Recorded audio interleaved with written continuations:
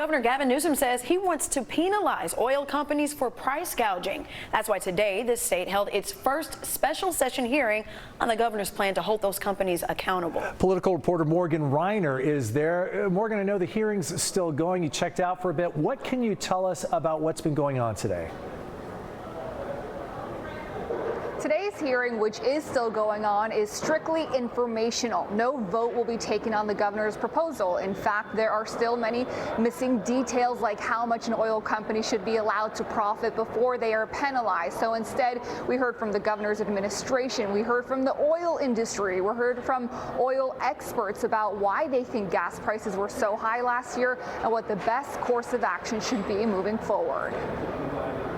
The California Energy Commission represented Newsom's administration at Wednesday's hearing. There are times of price spikes in California that diverge from national trends significantly. Commissioner Siva Gouda said he does not believe California's environmental policies are to blame for last year's record-breaking price hike. As you can see, crude oil prices and taxes and fees, etc., remained fairly constant over the 10-week period of concern. He offered more details on what the governor's plan would do. All of that penalty would start only after refiners have been allowed to earn a healthy profit on each gallon sold, just not an extreme margin of the sort we saw last October. Look at this chart. He said based on what the plan should look like, there are only 3 times in the last decade when the penalty would have been activated. It is very important that we get into the detail. Catherine Reese Boyd is the CEO of the California Western States Petroleum Association. Many investigations have occurred on price gouging. None of them have come to fruition. I asked her why California's gas prices were $2.60 higher in California than the rest of the country. Certainly, it's all the environmental regulations, but also it's the cost of crude oil. Cost of crude oil is the single biggest factor, and that, of course, we have no control over. She said none of this will help California with its supply problem. Under perfect circumstances, we'd like to produce it all here. Why?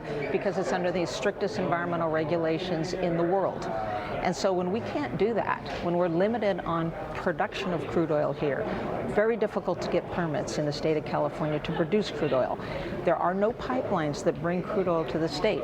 So you would ask, where does it come from? It has to be put on a tanker. Vice Chair of the committee, Republican Senator Brian Daly, said it's hard to officially take a position on a plan with so many fill in the blanks. In the legislation that has been proposed, I haven't seen really anything that's a determinant of what the legislation would look like. But he is open to learning more about this important issue. I want to make sure, that there isn't somebody taking advantage.